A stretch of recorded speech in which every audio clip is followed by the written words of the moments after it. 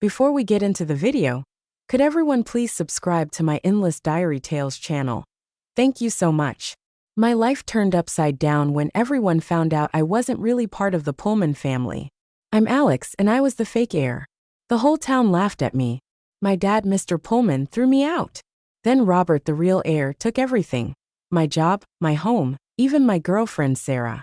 My girlfriend told me, "I always wanted to be with Robert, not you. You're like a lost puppy, and I don't want you." But what nobody knew was that I'd actually found my real parents. My real name is Alex, and my dad is Mr. Johnson, the richest guy in the whole southern province. I lived with the Pullman family for over 20 years, and then they told me I was adopted when they found the real Pullman heir. Everyone went crazy. I became the stray dog that everyone kicked around. Sarah hadn't contacted me in a week. I was worried sick. I looked all over, but I couldn't find her. Then I got a message telling me to go to a bar downtown. I went, and there she was, Sarah, sitting all close to a guy, looking all lovey-dovey. She was saying, "Robert, we were kept apart, but now you're back with the Pullman family. We can be together again." The guy Robert chuckled and looked at Sarah. "But it looked like you and Alex were doing okay. Are you sure you want to leave him?" Sarah scoffed. "He's just a stray dog now. Why would I miss him? We were always supposed to be together. But my dad made me get engaged to someone else. I picked Alex because he was so eager to please me. You're the only one I care about."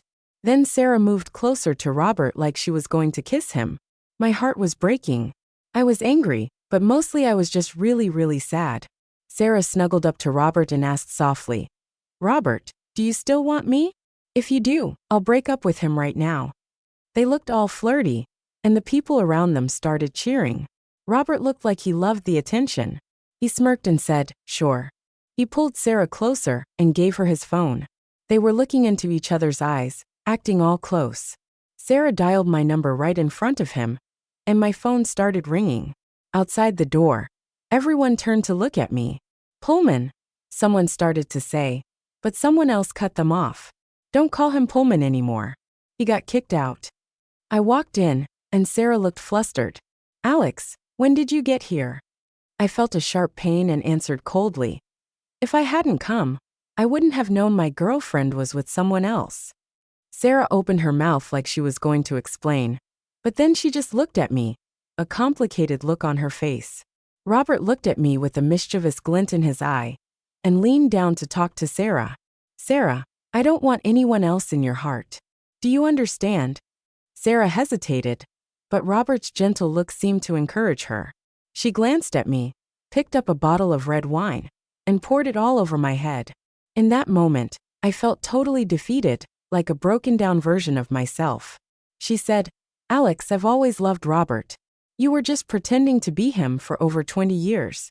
Now that he's back with the Pullman family, you're nothing. We're not in the same world anymore. So the wedding's off." The wine dripped down my face, and Sarah looked at me coldly. I remembered when we first got engaged, talking about our future so full of hope. But now, the longing in her eyes was gone, replaced by coldness, and my once passionate heart felt like it had dropped into a freezing pit. All the years I devoted myself to her, was it just convenient for her? All it took was her first love standing there, doing nothing. And he had already won, hadn't he? Robert grinned, looking smug as he watched me. He said, "Get out of here. Don't show up in front of me again. Just seeing you is annoying." Ignoring Robert, I stared at Sarah. Everything around us faded away, and the world went quiet. I closed my eyes and wiped the wine from my face. Time seemed to stop. When I opened my eyes again, Sarah took a step back, but I quickly grabbed the back of her head with my left hand. With my right hand, I traced the outline of her face, pressing my palm, wet with wine, to her cheek. Sarah's eyes widened with shock and fear, but she let me slowly wipe my hand clean. This materialistic woman wasn't worth keeping.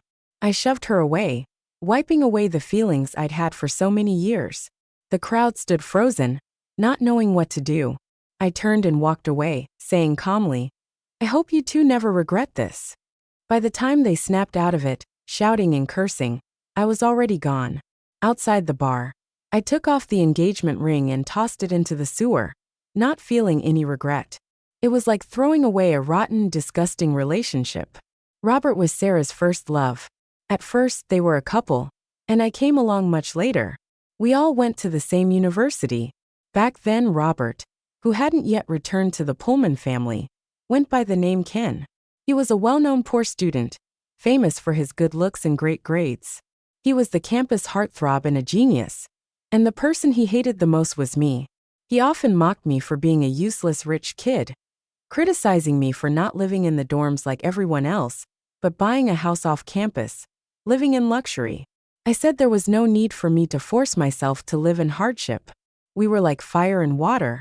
And the university forums even became a place where our supporters argued. But I lost that battle. At that time, I was crazy about Sarah. I chased her for 2.5 years, but she rejected me the whole time. Still, I never gave up, because once I want something, I fight for it. Eventually, she started to soften, even taking my hand the day before Valentine's Day. Just when I thought she was finally going to agree to be with me, Robert, back then still known as Ken, confessed his feelings to her, and she accepted him without hesitation. The top post on the school forum read, "The rich young master's unrequited love, while the poor genius wins the girl's heart." That was the end of the feud between Robert and me. After they got together, I backed off and never bothered Sarah again. I thought that was the end of it, but 3 years later, our family set us up to get married. The Miller family cares a lot about social status and would never approve of Ken, who came from a poor background. So they kept trying to stop their relationship. In the end, they were forced to break up. Otherwise, Sarah wouldn't have been at this matchmaking event when we met. We were both surprised. We hadn't expected to see each other. I knew she still couldn't let go of Ken, but when she suggested we give it a try, I couldn't help but agree. After all, I had never stopped thinking about her all these years. I believed that with my sincerity, I could win her heart and become the only man in her life. After we started dating, things went smoother than I expected. Like any couple, we had good times and arguments. Soon we were talking about marriage. But just then, my adoptive father brought Ken back to the Pullman family, saying he was his real son. It was then that I learned I was adopted. The true heir had returned, and I, the fake heir, was immediately kicked out. Ken, the poor boy, became the wealthy Robert, and the unforgettable first love returned to claim Sarah, leaving me behind. Sarah's actions crushed me. From the beginning, her heart had always belonged to Robert. All the affection she had shown me was just for show. She had never really tried to accept me. As for my adoptive father, who had rarely shown me any affection, after bringing back his biological son, he had a joyful expression that couldn't be hidden. He kicked me out of the house, not letting me take anything with me except the clothes I was wearing. At Robert and Sarah's engagement party, he made me publicly announce that I was leaving the Pullman family voluntarily and wouldn't take a single penny. My adoptive father was a clever businessman after all. He made sure everyone knew that while the Pullman family had found their real son, they had also treated their adopted son well. It was all because I had wanted to return to my biological parents. And for that, I was willing to leave empty-handed. He had tried to keep me, but when I insisted on leaving, he had no choice but to let me go. The kindness he showed me over 20 years ultimately gave the Pullman family a good reputation. It was just a change of identity, but it caused everyone around me to abandon me, making me see the true faces of many people. In that case, I decided to return everything from those 20 years, including the Pullman family name. What no one knew was that after their grand engagement party, I had actually found my real biological parents. My name is Alex. I am the only son of Mr. Johnson, the wealthiest man in the southern province. Before returning to the Johnson family, I still had things to take care of. After graduation, while managing the Pullman family business, I also worked with my classmates to develop a new technology. This technology was originally going to be used for a new product that the Pullman family was going to launch, and it was the core technology of the entire product, but now there's no need for that anymore. So we decided to sell it instead. My father fully supported my decision and told me to ask for anything I needed. Once everything was settled, he promised to formally bring me back into the Johnson family with great fanfare. Before that, to make up for everything, my father not only gave me tens of billions, but also gifted me several properties worth over $1 billion each. He said these were just meeting gifts, and that everything would be mine once I returned to the Johnson family. Everything I own now is far more than what I had in the Pullman family. After I had moved into my new place, I received a message from my classmate who told me they had found a buyer. We arranged to meet at a cafe an hour later, so I gathered the documents and headed to the location with my classmate. When I arrived, I was shocked to find out that the buyer was Robert. It was a surprise to see me. His eyes couldn't hide the jealousy as he gritted his teeth and said, "This technology was actually developed by someone like you." I didn't bother giving Robert a pleasant response. I coldly replied, "What's wrong with someone like me? Someone like me not only developed the technology, but I can also choose not to sell it to someone like you. What can you do about that?" I glanced at Sarah, who was standing beside Robert with a clueless expression, before turning and leaving the cafe with my classmate. But just as I stepped out, Sarah actually ran up behind me. She said, "Pullman, wait a second." Sarah stopped me and, with an air of authority, ordered Robert, "Just return to the Pullman family, and the new product must not fail. This technology is crucial to him. Just sell it to him." The moment I heard the surname Pullman, I felt disgusted. But what was even worse was Sarah acting all high and mighty in front of me. I smirked and said, "In that case, I definitely won't sell it." Sarah snapped, "How can you be like this?" Sarah stomped her foot in frustration but was helpless. Maybe because I had always gone along with her in the past, she didn't expect that I would actually reject her request. Just as I was about to walk past her, Robert came out as well, hands in his pockets. He arrogantly said, "All right, enough pretending. You just want the money, don't you? Look, I'm feeling generous. I'll add 5% more to the original price. Just consider it a reward for you." Sarah echoed him. "You've hit the jackpot, and you still haven't thanked Robert." I chuckled and said, "Thank him? He's the one begging me to sell, but I'm not selling. And not only am I not selling, but I'm really curious to see how Robert will hold his ground in the Pullman family without this technology." Robert, who had been full of pride just moments ago, suddenly went pale with rage. He gritted his teeth and spat. "You really think you're special, huh? You're just a stray dog now. And you're still being so stubborn." Sarah looked at me with disdain, her voice dripping with sarcasm. "I know you've lost everything, and you're upset, but there's no need to punish yourself like this. Right? Robert's willing to buy your technology, and is already giving you face. If you're not in a hurry to sell, why even show up here?" I gave them both a disgusted look and sneered. A lose-lose is better than a one-sided win. If you two aren't happy, then that's my satisfaction. The reason I'm here is to sell this technology to a company that can take your business.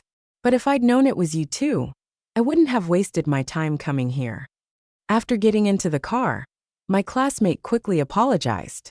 Damn it. When they contacted me, they used a fake name. If I had known it was them, I would have never agreed. My classmate and I have a good relationship. Even after I was kicked out of the Pullman family, he still stood by my side. I waved my hand dismissively. "It's fine, don't take it to heart." Just as we were chatting, I received a message from Robert. He said, "You're just a dog that got thrown out, and you still dare to bark in front of me. I hope you can keep up this bravado. Don't come crying to me later when you beg me to buy your worthless technology." Reading his arrogant message, I couldn't help but think, is this what it means to be newly rich? He's been manipulated, yet all he can do is threaten. When he was still a poor boy, he never dared to speak so arrogantly to others. My classmate saw the message and couldn't help but laugh, saying, "This guy got more confident after returning to the Pullman family. It's hard to believe he's the same person." But soon after, I received a call from my adoptive father. He said, "Give your technology to Robert." He said it so matter-of-factly, as though I was born to serve the Pullman family. I replied indifferently, "What if I don't?" There was a moment of silence on the other end. Then he growled, "Don't forget I gave you more than 20 years of a luxurious life. You really have no conscience, do you?" I didn't want to make things ugly, but hearing that, I couldn't hold back my anger. I sneered and said, If I have no conscience, then who was it that shouldered the entire crisis when the Pullman family was in trouble, and even helped increase the Pullman family's assets by several times? The results of my hard work. And in the end, everything went into your son's hands. The engagement party of Robert and Sarah. The drama you made me play there. I've already repaid every favor from these past years. I lowered my voice. Mr. Pullman, do you think you can control me for the rest of my life with this one sentence? Moral blackmail won't work on me. If necessary, I can throw morality out the window. On the other end, he sighed helplessly, and his tone softened. Alex, I've been your father for more than 20 years. Can you do me a favor? When he wanted my help, suddenly he wanted to appeal to emotion. But when he kicked me out of the Pullman family, there wasn't an ounce of softness. I sneered. For more than 20 years, you never once fulfilled the role of a father. Also, have you forgotten the day you kicked me out of the Pullman family? In family, you didn't even leave me a single penny. Now you're using the emotional appeal. I paused and added, by the way, I now go by Johnson and my name is Alex. With that, I hung up the phone and blocked all contact with the Pullman family. Sarah Roberts' confidence came from the Pullman family. He thought that if his father came to beg me, I would hand over the technology out of gratitude for all they had done. Unfortunately, I'm not the soft-hearted type. More importantly, I no longer owe the Pullman family anything. After dropping my classmate off at his place, I drove back to my villa. This villa is far more luxurious than the Pullman family's. But just as I finished a hot shower and was about to get some rest, I received a message from my classmate telling me that I was being maliciously slandered online. I quickly opened my phone and sure enough, Sarah had posted an article on her account with over 1 million followers defaming me. Sarah had been active on the internet since college, going from a fashion blog to a beauty influencer in just a few years. She had amassed over 2 million followers. She wrote that Robert, the young master of the Pullman family, wanted to buy my technology, but because I wanted to get back at them, I raised the price to 10 times its original value. She also claimed that I had been jealous of Robert since college and had often used my resources to suppress him, even resorting to dirty tricks. After her long-winded slander, she made sure to state that she had invested $1 million in Robert's project on behalf of the Miller family. Sarah's million-strong following immediately propelled her post into the top 10 trending topics. With the Pullman family chairman's endorsement and confirmation, the online opinion turned overwhelmingly against me, with everyone hurling insults. Neens commented, "Is this even human? If it weren't for the Pullman family's support all these years, would he even be alive? I've seen greedy people, but never someone who raises the price by 10 times. He must be out of his mind for money." Others said, "I can't believe he's such scum. Makes me regret supporting Sarah and the Pullman family. Garbage like him deserves to rot in a trash heap." Some even commented, "I bet all that I voluntarily left the Pullman family was just a show. He's probably scheming something bad now that he's so desperate for money." I scrolled through the comments indifferently, seeing many comments that were far worse. It's clear that many people don't care about the truth, only about having a place to vent their emotions. Just then, my phone rang from an unknown number. I hesitated for a moment before answering. On the other end, Sarah's voice came through sharply. She said, "Alex, you actually blocked my number. Are you too afraid to face me?" I calmly asked, "What is it?" She responded, "I'm sure you've seen the online drama. I'm giving you a chance now. Sell the technology to Robert at a discount and publicly apologize to him. Then I'll help clear your name and delete that. This will all be over."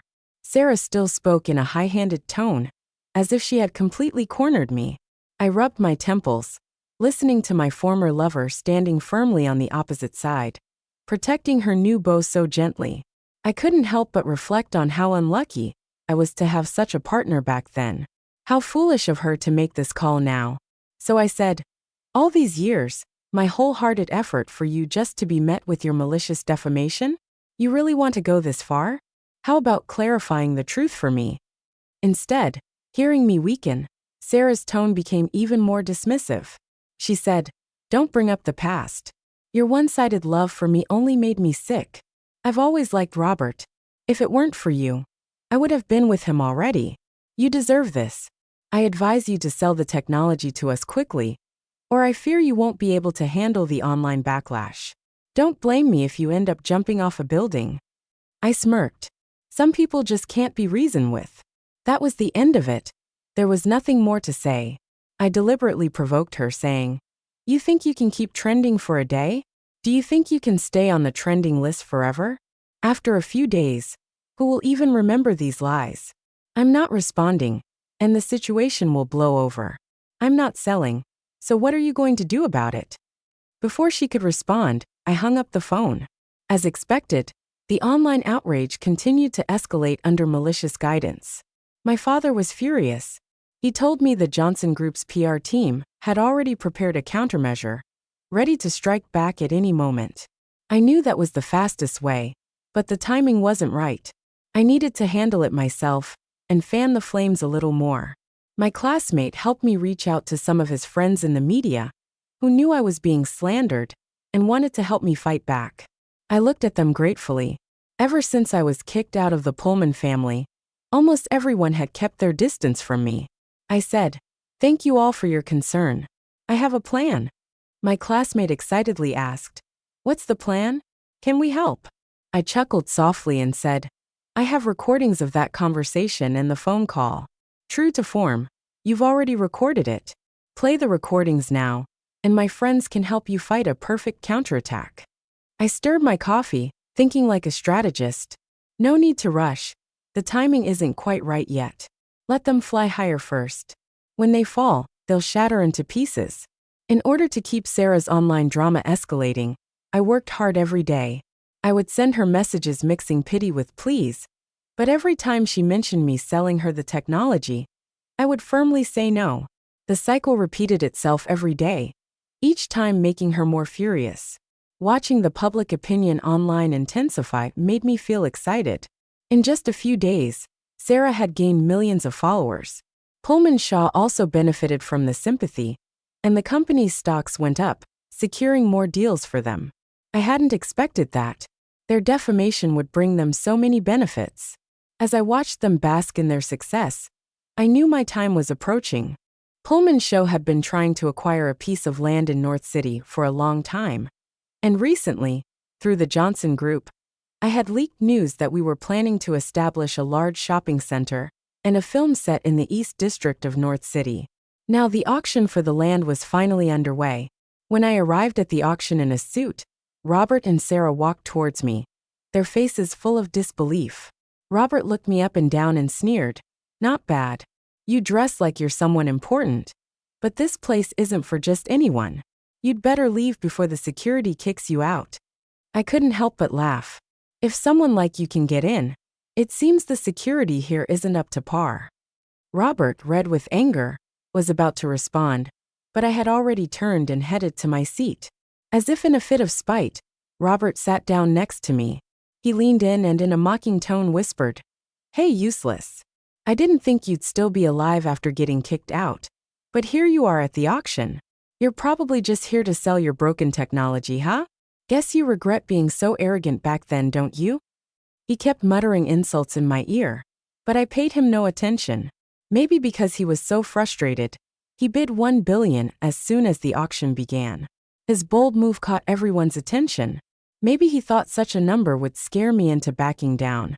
He turned to me with a smug grin, but I ignored him and quietly raised my paddle to bid $1 million more.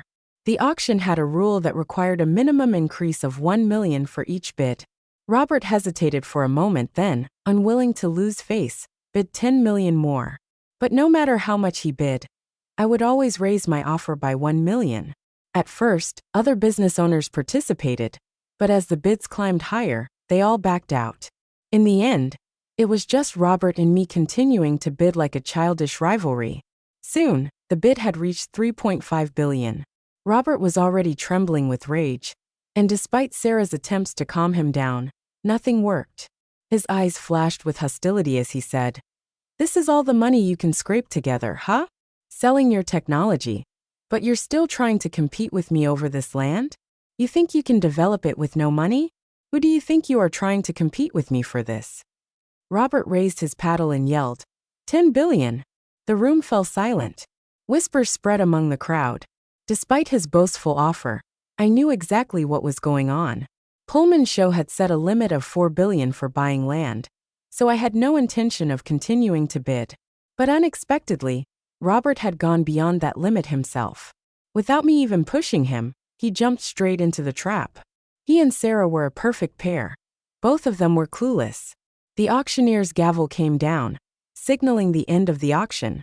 Robert, full of himself, looked around like the center of attention. If he were the winner, but I smiled subtly. I knew the real winner was yet to come. As soon as the auction ended, I sent out a long post as my counterattack. In it, I explained my relationship with Sarah and Robert, and I published all the recordings of our conversations, including the ones where my adoptive father told me to leave Pullmanshire's house and gave me no money, showing that it was all part of their scheme to take everything from me. Thanks to the help of my friends in the media and the public relations team at Johnson, the post quickly went viral. In less than half an hour, public opinion had completely flipped. With undeniable evidence, Sarah's slanders quickly fell apart, and the public turned their anger toward her and Pullmanshire. The backlash was intense. The comments came pouring in. Disgusting. Not only did they kick him out, but now they're trying to steal his technology and manipulate public opinion to destroy him. This adoptive son was treated terribly. He was left with nothing, and they still wanted to humiliate him. The worst part is Sarah. She was playing him all along. When her old flame came back, she immediately jumped into bed with Robert. It's obvious who the real dog is. Now Pullmanshire, the father, is a traitor. When Pullmanshire was in crisis, he abandoned everything and left his adoptive son to deal with it alone. In the end, he gave all the credit to his biological son and kicked out the adopted son. Robert is a fool, like a nouveau riche. He's nothing but trash. But now he thinks he's some kind of high and mighty CEO. Within hours, Sarah lost all her sponsorships, and her breach of contract penalties amounted to over 100 million. Pullmanshire also faced a series of canceled deals. Not only were they losing the new partnerships gained through defaming me, but many of their old contracts were being dissolved as well. Facing numerous claims for breach of contract, Pullmanshire's finances, which were barely holding up, took another blow. But Robert, in his bid to show off, had spent 10 billion on that plot of land. All the money was gone in one fell swoop. Not long after, my phone rang. It was an unknown number. Sarah's frantic voice came through.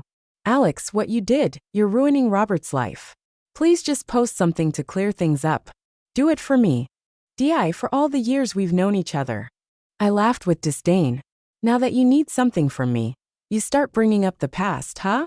Well, let me tell you, those memories mean nothing now. While you were leading public opinion against me, did my pleas ever get any sympathy from you? There was silence on the other end, and I could hear her breathing fast. No, wait. If you do this for me, I'll repay you. I'll stay with you for a night. You know, like we used to. What do you think? The laugh that escaped me was involuntary. Did she really think that after everything, I would still want anything to do with her? Was she that delusional? You really don't get it, do you? You're so cheap and have no dignity. You actually repulse me. Get lost. I hung up the phone without waiting for a response and blocked her number. No sooner had I done so than the phone rang again. Alex, you're out of your mind. My adoptive father's frantic voice came through the phone. Clarify everything online immediately. Pullmanshire stocks are plummeting, and you need to find a way to cover those penalties. The audacity. I chuckled. What does that have to do with me? He nearly yelled back. This is all your mess. If you don't take responsibility, who will? Don't forget I raised you for over 20 years. I replied. This is the same old story. I've repaid my debts to you, and moral blackmail doesn't work on me. My adoptive father coughed several times, and his tone softened a little. So you're just going to watch Pullmanshire fall? Have you forgotten how much you worked for Pullmanshire? I fell silent for a moment, then smirked. My hard work was just to be used as someone else's bargaining chip. Besides, I've already stopped using the Pullman surname. Whether Pullmanshire rises or falls is none of my concern. When he started threatening me, I said, Fine, you won't listen to reason, right? Even though I'm in crisis now, I could still easily destroy you. Just wait. Oh, I responded indifferently and hung up the phone. I couldn't believe how they just kept exposing themselves, one fool after another. I immediately uploaded the recording online and reported the matter to the police. It didn't take long for the police to question him, and the online backlash was even worse. Pullmanshire, already on the edge, was now on the verge of collapsing. From then on, I blocked all unfamiliar numbers. I didn't need to guess who was calling. Later, I received a text message claiming to be from Robert, asking to meet. Curious about what kind of game he was trying to play, I agreed to meet in a quiet tea house on the outskirts. I met Robert. His face was haggard, and he looked 10 years older than before. No wonder he chose such a secluded place. He was now a public enemy, hated by everyone. He said, "You must have known that land couldn't be developed in the short term. Now you can't even flip it for a profit. Alex, do you really have to be so ruthless? Pullman's family raised you for 20 years, and this is how you repay us." Robert glared at me with clenched fists on the table. I remained unfazed, casually replying with a smile. "You probably don't know. Even if the land could be developed, you still wouldn't be able to flip it because the information I gave you about the shopping center and film set was all fake." Robert stood up furious, as if he was going to take a swing at me. I laughed. "What are you angry about?" I waved my hand downwards and said, "I know you're frustrated, but hold on. Why can't you stay calm for once? What's your plan here? Trying to solve things with violence? Let's talk business." Hearing this, he took a deep breath and sat back down. Robert gritted his teeth and said, "I'm giving you an offer you can't refuse, 10 billion, and I'll give Sarah to you."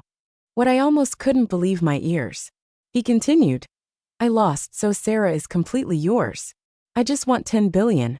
Robert seemed to think he had me cornered, a gleam of triumph in his eyes. 10 billion for your most beloved woman? Not a bad deal, right? I stared at him, as if he were a fool. Where did he get the nerve to say such disgusting things?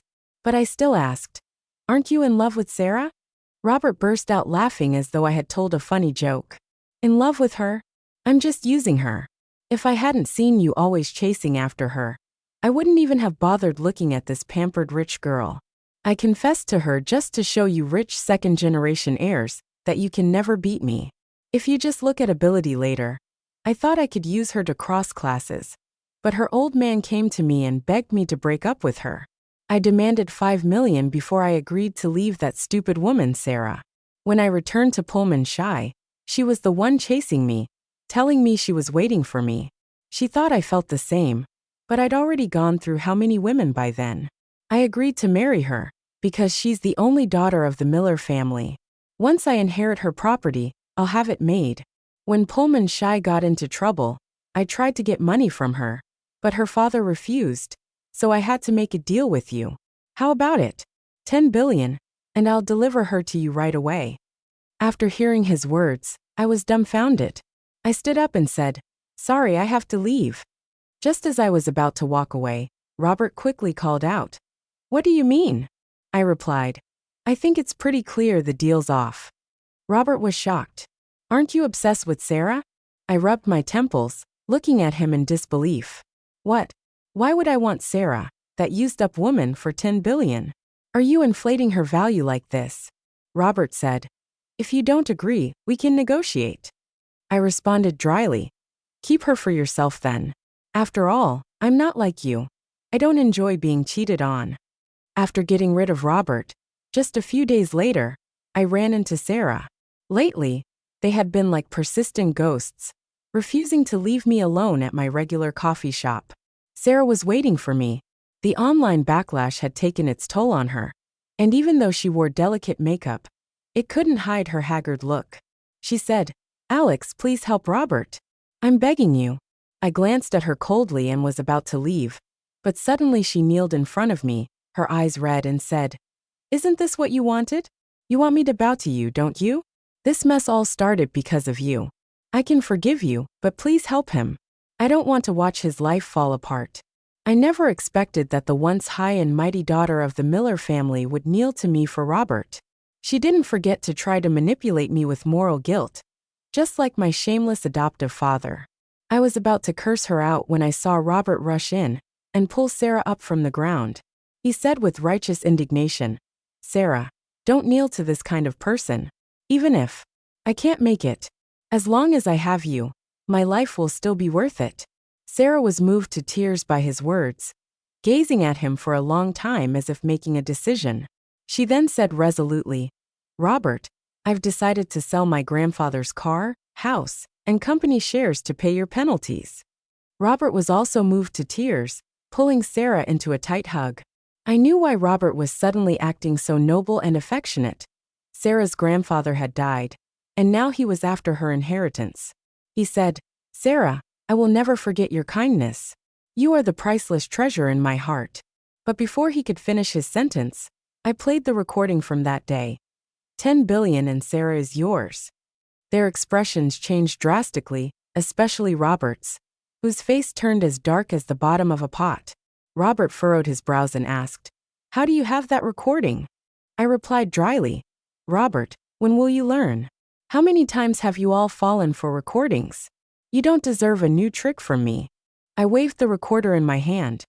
"I'm recording right now, you know." Robert gritted his teeth and hissed, "You bastard." He lunged at me to grab the recorder, but Sarah slapped him hard across the face. Sarah shouted, "You're the real bastard. I can't believe I trusted you. We're breaking up this time. No one can save you." With her eyes red, Sarah stormed off. Robert shot me a furious glare before rushing after her. Watching them fight like dogs made me feel a surge of satisfaction.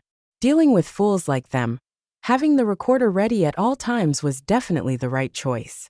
Unable to cover the breach of contract penalties, my adoptive father sold Pullman Shea. Though some of Pullman Shea's original partners and clients didn't abandon them out of years of loyalty, my father had always despised the Pullman family. He couldn't resist taking action. Once he did, the remaining partners immediately canceled their contracts. Pullman Shea collapsed overnight, and the Johnson Group was the one that acquired it. On the day of the acquisition contract signing, my father asked me to go in person. When I arrived, the chairman of Pullman Shea, his hair now mostly gray and looking 10 years older, looked at me with a sudden gleam of hope in his eyes.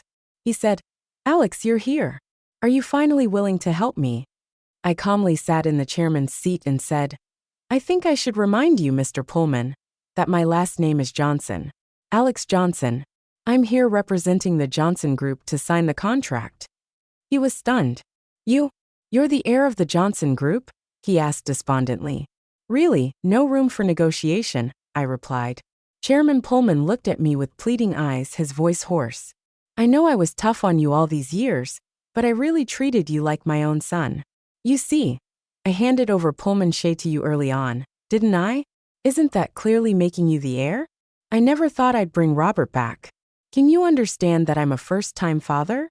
Can you forgive my shortcomings?" I sneered and mocked him. "Oh, Mr. Pullman, are you still joking with me? Didn't you bring Robert back 3 years ago?" Chairman Pullman froze, his voice trembling. "You know, I said what you called handing Pancher over to me was actually just pushing me to the front when Pullman was in crisis. While I was exhausted, struggling to save the company, you were abroad, eating, drinking, and enjoying life with Robert, buying him luxury cars and watches because you didn't want him to suffer. Once I saved Pullman, you immediately brought him home to take all the credit for my hard work." I looked at him with a cold smile. "See, you're really good at being a dad." He was sweating profusely, his gaze unfocused.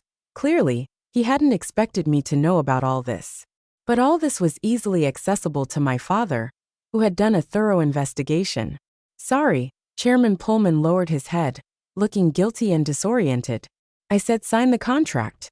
When I left his office with the signed contract, he looked like a feeble old man, his once dignified presence completely gone.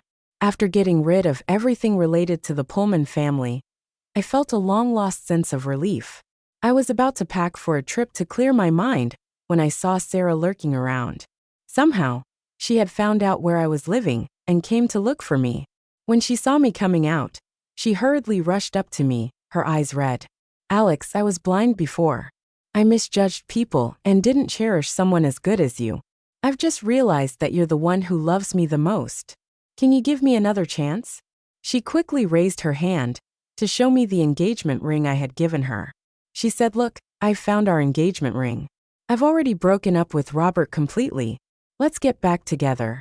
I looked at her coldly and said, "Miss Miller, you're being delusional. What makes you think I would want you again?" She froze for a moment, her voice choked with tears. "Alex, I know I made mistakes, but I've completely changed. How can you just let go of all these years of love so easily?" I sneered. "You think I'm letting go so easily? Let me ask you, what mistakes have you made? How have you changed? Breaking it off with him and wearing a broken engagement ring doesn't count as change. You've changed so easily, haven't you, Miss Miller? You didn't realize your mistake. You just realized that the Miller family is about to collapse, and you're going to end up a stray dog." I didn't believe a word of Sarah's, and I was sure she was here now, because the Miller Group was on the brink of bankruptcy. I looked at her coldly and continued, "Sarah, you're just a stray dog now. We're no longer from the same world. Don't show up in front of me again. Just the sight of you disgusts me." She choked back a sob. "Please don't be so cruel to me, Alex. You can't be like this. You still love me, don't you?" Sarah screamed desperately, but I turned and got into my car, signaling the bodyguard to drive her away. During my trip, I heard about their recent circumstances. In order to maintain the Miller Group's current state, the chairman Miller had to marry Sarah off to another businessman, a man nearly 50 years old. As for Pullman, Scher's father and son, after paying off the penalties, they declared bankruptcy and moved into the city's slums, the very place they had once looked down on. Lazy Robert spent his days at home muttering to himself like a fool. His father, desperate for work at his old age, finally had to swallow his pride and took a job as a security guard, earning less than $2,800 a month. From luxury to poverty, it was a bitter pill for the father and son, accustomed to the high life. But all this was their own doing, and I had no emotional reaction to it. After returning from my trip, I joined the Johnson Group and slowly began taking over the company. In my free time, I traveled the world with my parents, enjoying life and living happily.